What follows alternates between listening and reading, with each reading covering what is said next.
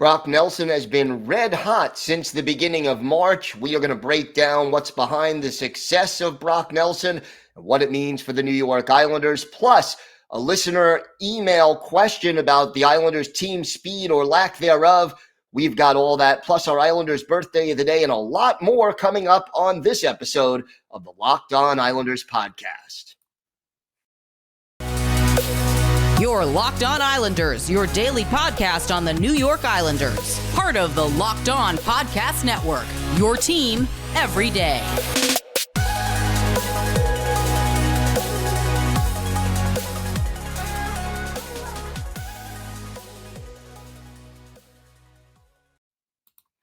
All right, everybody, and welcome to the Thursday edition of the Locked On Islanders podcast. Can't believe we've gotten to Thursday this quickly. This week, for me at least, seems like it's flying by. Want to thank everybody for tuning in and for being part of the Locked On Islanders family, and thank you for making Locked On Islanders your first listen every day. We are free and available wherever you get podcasts, and I'll tell you, lots to discuss on today's show, but first, if you've got something Islanders related on your mind, if you have a question about something we've talked about, a comment, or maybe something you'd like us to discuss on the show, feel free to send us an email. The email address is lockedonislanders@gmail.com. And if you leave your first name and where you're from, we are happy to mention you on the show when we talk about whatever it is that's on your mind. You could also follow the show on Twitter @LockedOnIsles. And you can follow me, Gil Martin, on Twitter @IceWars, NYRVSNYI. We'll keep you up to date on all the latest Islanders news, notes, and happenings, and I am live tweeting during nearly every Islanders home and road game. Next game coming up Friday night in Carolina, and of course, we will have a full preview of that game on tomorrow's show.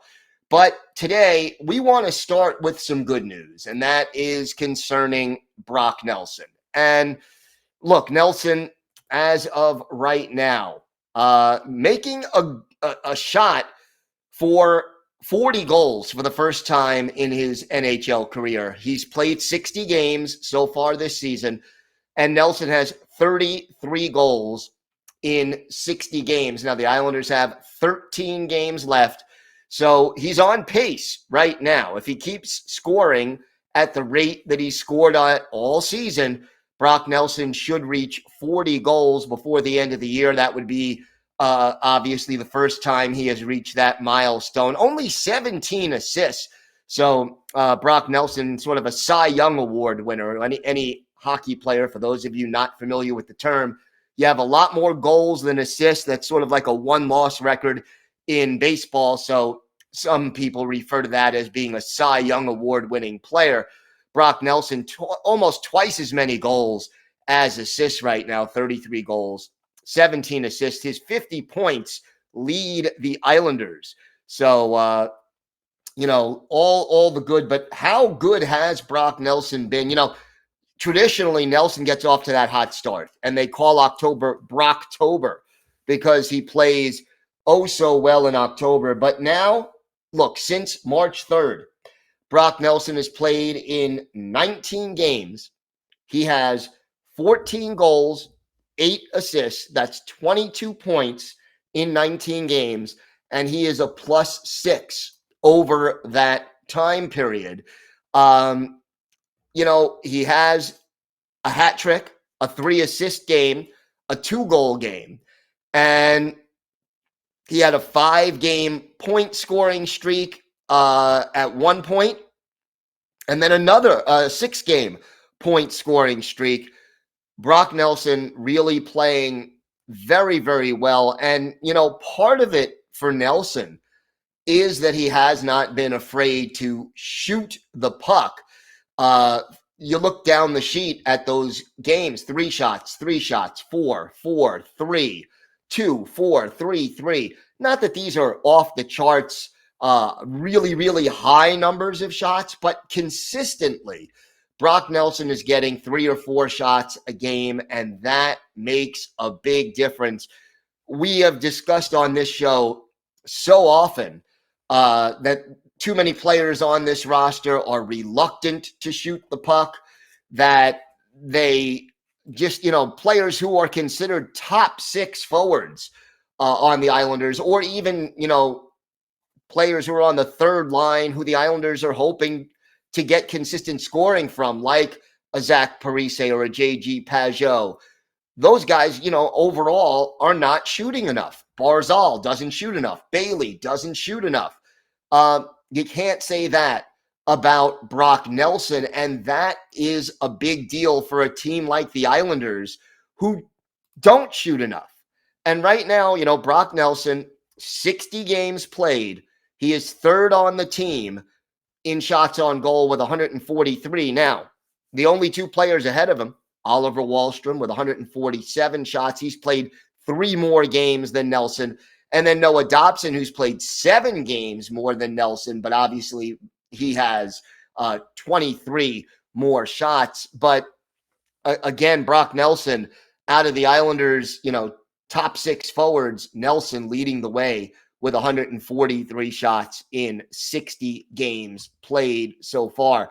And in addition to not being afraid to shoot the puck, the other thing Brock Nelson is willing to do is to go down to those dirty areas when he has to. He's got a good enough shot that he can score goals, not just from in close, but being willing to go down there and score from in close is indeed important. Now, 4 of those 14 goals have come on the power play. That is certainly 5 of those 14 goals. That's important too. The Islanders need more from their power play. And look, you give a player like Brock Nelson a little bit more time and space to operate with. That is a definite plus. So I think we will see, Brock Nelson gunning for that 40-goal plateau. And that's a very good thing for the Islanders. Also wanted to specifically mention, Ilya Sorokin did serve as the backup goalie for the Islanders against Dallas last night, or by now it should be Tuesday night by the time you hear this podcast. You got to expect Sorokin to play one of the Islanders' next 2 games. You look at the schedule.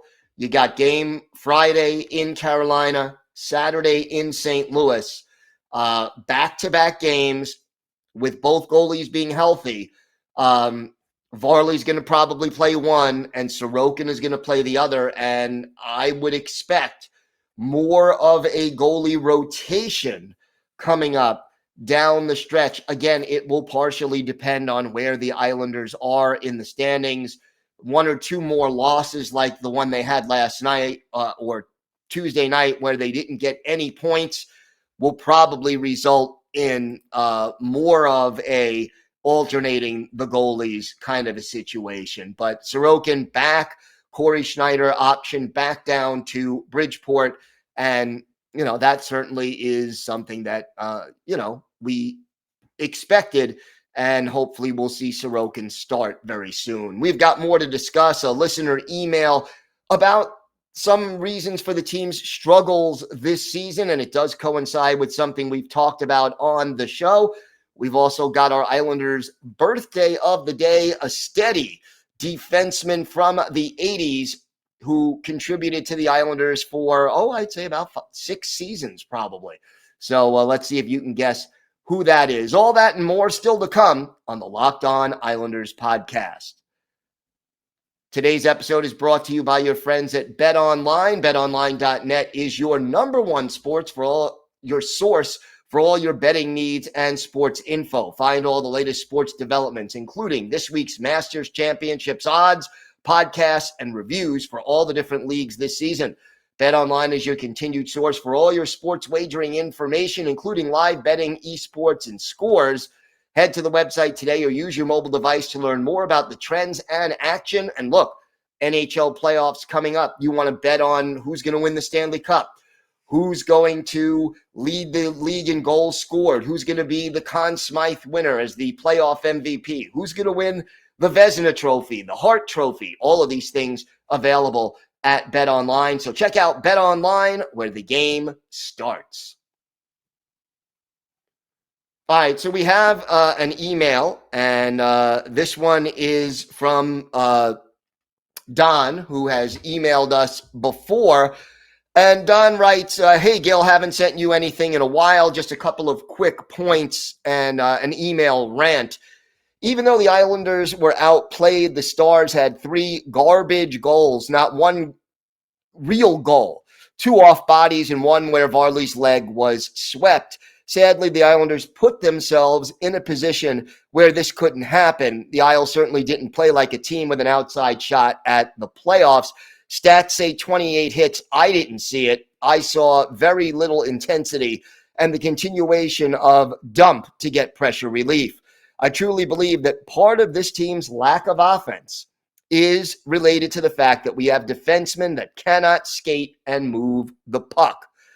I still blame Lou and the management for this season. The roster is slow and old and has no real true goal scorers. Too many old puck dumpers. To go a step further, in my opinion, the roster is not being altered at the trade deadline, is bordering on incompetence. There are multiple players that would be addition by subtraction. They needed to free up some money, and he goes on from there. But basically, the Islanders will go into this offseason with a slow, old roster with no money to make improvements, and that's incompetence. So let's address this. And obviously, Don, thank you for the email. He closes with Go Islanders. Don, here's the thing. I agree with you on the lack of puck-moving defensemen. In the last 2 off seasons, the Islanders traded away Devon Toews and Nick Leddy. And look, I understand why it had to be done. They could have lost Leddy in the expansion draft. You didn't want to lose him for nothing. Yeah, that makes sense. Toews, they were desperately up against the cap. You could argue about contracts that shouldn't have been what they were, that sort of made them so hard up against the cap that they didn't have enough room to keep Devon Toews. But again, they had to make a move, and they freed up some cap space and got picks. The person they replaced Nick Leddy with, however, was Zdeno Chara. And I'm not knocking Zdeno Chara, although he has his shortcomings at this stage in his career, but he's not a puck-moving defenseman. Andy Green, at this stage of his career, not a great puck-moving defenseman. The only real puck-moving defenseman among the Islanders' top 6 to start the season was Noah Dobson. And Dobson, he's grown a lot this season. But at the beginning of the season, he was still learning. And look, even now he's still learning, but at least now he's sort of established his ability to either pass or skate the puck out of the zone. But the limited mobility of the Islanders defensemen, Pulak, Pelech, Mayfield when he's healthy, Chara, Green, these guys are not great puck movers. They're competent defensemen, don't get me wrong. But when you're putting together a defense core, a top 6, you need a variety of skill sets. You need 1 or 2 big physical defensemen who will clear out players from in front of your goalie. You need a guy who can quarterback the power play and a guy who can set up that transition, probably 2 of those. You need a guy who is steady in his own zone and just smart with the puck. You need guys who will give you leadership, guys who will give you speed, all the different categories of skills that you want to put into that mix to, make a good cake, so to speak, to make sure you've got all the ingredients you need for a successful defense. And, I think you're right in the sense that this defense doesn't have that. So, Don, I think you're right. The balance is not there. And it is going to be up to Lou Lamoriello this offseason to get there. Now, we don't know what's happening with Andy Green and Zdeno Chara. Will one of them be back? Will both of them retire? Will both of them be back? We don't know. I get the feeling at least one of them will retire. But the Islanders clearly will have a spot on the blue line. Now, you have Grant Hutton, you have Robin Salo, you have a couple of other players in the system who might be able to come in and add that skating dimension, that ability to move or pass the puck out of the zone. absolutely something they need to improve this offseason. Caveat to that is we know Barry Trotz and Lou Lamoriello not to trust young players and rookie players easily or sometimes not at all. So would they trust a Robin Salo or a Grant Hutton to get 15, 18 minutes a game and have a regular full-time role? Or do they bring in somebody? A lot of these things are questions that need to be answered. And again, as you mentioned at the trade deadline, I thought they were going to move some players. It didn't have to be Varlamov, although that would have made sense on some levels. You had players with expiring contracts, two of them re-signed in Cal Clutterbuck and Zach Parise. But again, there were players they could have moved. They chose not to. And I think it's a fair criticism to say that some moves should have been made at the deadline, but were not. Now the key is the offseason. We've talked on this show several times, Don, and I'm in agreement with you. They need a sniper and they need a puck-moving defenseman. Probably in that order, but they really need both of those things, and they need them badly if they're going to get up to the next level. Right now, there is some salary cap room, and hopefully Lou Lamoriello can, in the offseason, create some more salary cap room. Lou Lamoriello is in the Hockey Hall of Fame for a reason. He has built teams successfully throughout his career.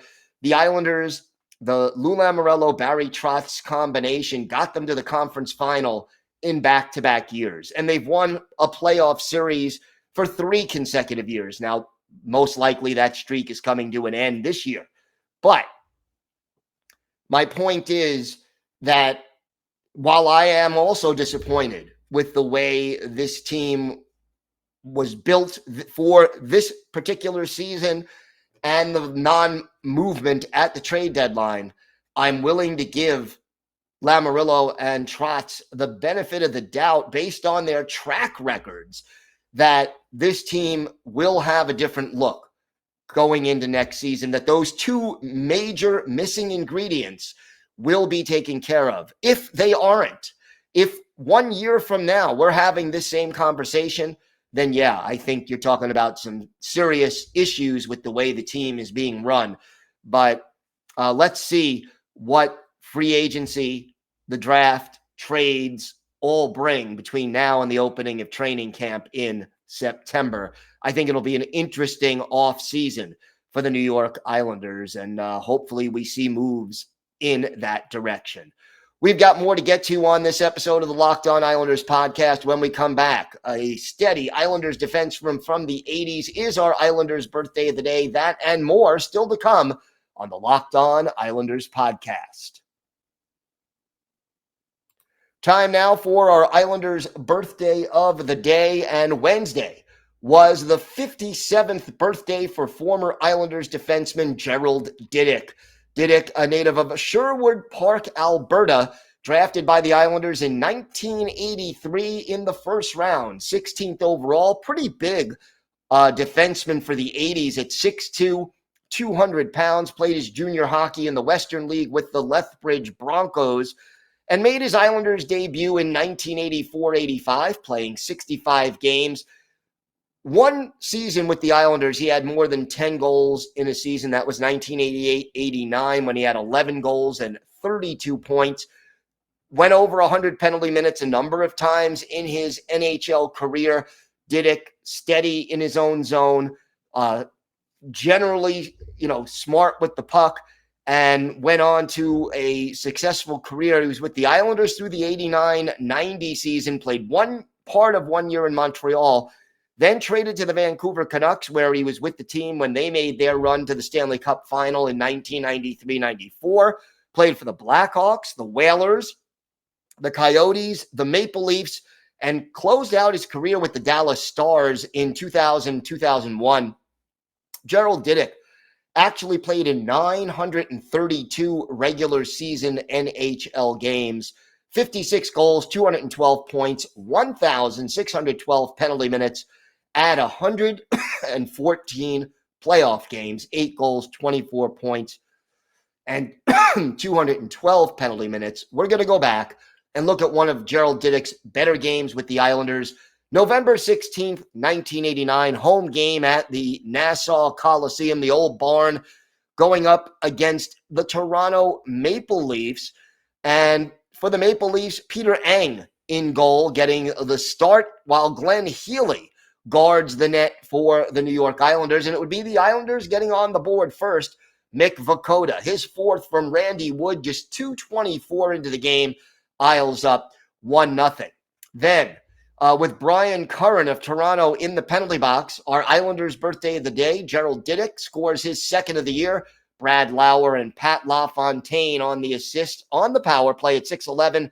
Isles up 2-0. LaFontaine makes it 3-0 with his 14th from Alan Kerr and Brad Lauer at 8:33. Isles sitting pretty at 3-0, but a little more than 2 minutes later, Tom Fergus gets Toronto on the board, his eighth from Rob Ramage, and it's 3-1. Isles respond a mere 40 seconds after the Fergus goal. Don Maloney scoring his second from David Volek. Islanders up 4-1 after 20 minutes of play. The Leafs get closer in a fight-filled second. Gary Lehman, his 11th from Eddie Olczyk and John Kordic at 4:49. That made it 4-2. But the Islanders pull away in the third. Brian Trottier, his sixth from Gary Nyland and David Volek. And then with Dave Chizowski in the box, Pat LaFontaine, a shorthanded goal, his 15th from Don Maloney at 4:26. Islanders win this one going away 6-2. Peter Eng starts. He doesn't finish. The last 3 minutes of the game, Mark LaForest replaced him, although Eng gave up all of the goals. For Glenn Healy, 31 saves in this one to earn the win in a game that the Islanders and basically were outshot 33-26 for our Islanders' birthday of the day. Basically, Gerald Diddick, 1 goal. He was a +2. And he had 2 shots on goal for the Islanders. So, again, happy birthday 1 day late to former Islanders defenseman Gerald Diddick. He is our Islanders' birthday of the day. Look, the road trip continues. Next game Friday. Tomorrow we will have a full preview of that game and Saturday's game in St. Louis. So make sure you join us for that. If I were guessing, I would say that Semyon Varlamov probably starts the Saturday game. But, I'm going to say one more thing about Varley. He played well against Dallas. And one thing I'm noticing, Varlamov seems to thrive on getting more work. And I think one of the things that has hurt his performance over the course of this season is that he has not been playing as frequently as he normally does. And, you see, first of all, he's finally healthy. Second of all, he's getting more games played. When he plays, 2 games in 4 nights or 3 games in 5 nights or 6 nights, when he gets frequent work, he's sharper. And, some goalies get tired. Varley thrives on the work. And I think we're noticing that this season as he continues to play. Now that Sorokin is back, can you keep both goalies sharp? That's one of the reasons I think we'll see more alternating games between Sorokin and Varlamov down the stretch. I don't think Lou Lamoriello and Barry Trotz have to worry about not knowing what either one of these guys is capable of doing. All right, so that is going to do it for this episode of the Locked On Islanders podcast. Thanks for making Locked On Islanders your first listen every day. Now make your second listen Locked On Fantasy Hockey. Hosts Steele Roden and Flip Livingstone help you become the expert of your fantasy league. It's free and available wherever you get podcasts. Have a great day, everybody. Stay safe. And, of course, let's go Islanders.